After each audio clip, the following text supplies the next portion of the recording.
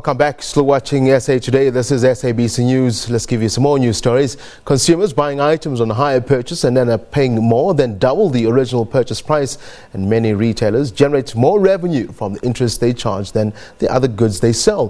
Financial advisors have called on consumers to resist the temptation of taking on too much credit.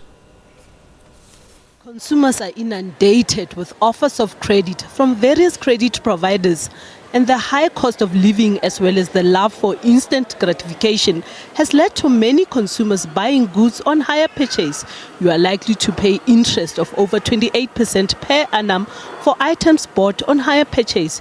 You will also be liable to pay an initiation fee of over 1,000 rand as well as credit insurance. Consumers have been urged to mostly use credit on items that appreciate in value. Ideally, any purchases should be made in cash. So if you can delay the purchase of an item or a good, try to save up for it monthly and then purchase cash. If you cannot delay the purchase, then save up as much as you can and purchase the rest using a facility that you have that charges the lower interest rate.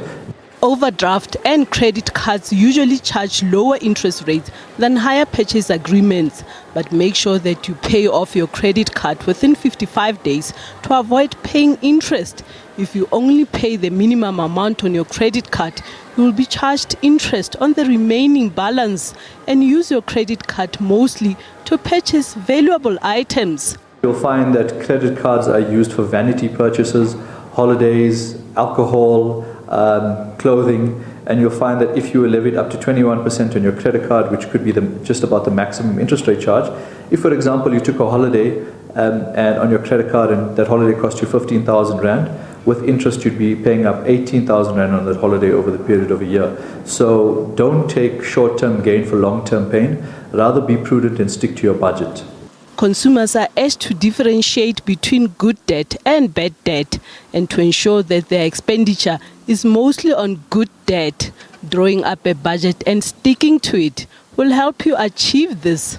Good debt is something that's going to hopefully appreciate in value over time, and it will also potentially give you income over the long term. So an example would be a mortgage or an investment property where you gear the debt and you have a tenant that's basically taking care of the debt for you.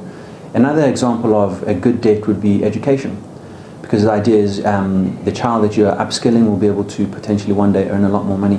Lay-by is another option consumers can utilize, as there's likely to be no interest charged. Another option is to save up for an item you want to buy, and if at all you must take credit, make sure that you know exactly how much interest you will be charged. We're also getting an emergence of micro-lenders who will charge the most extortionary rate, and clients are fully not aware of that. And you can end up in a cycle where you are literally every month just trying to pay back the interest that you've borrowed just to survive. It can take you up to 36 months to pay for goods on hire purchase, but the challenge is that you will pay higher interest rate.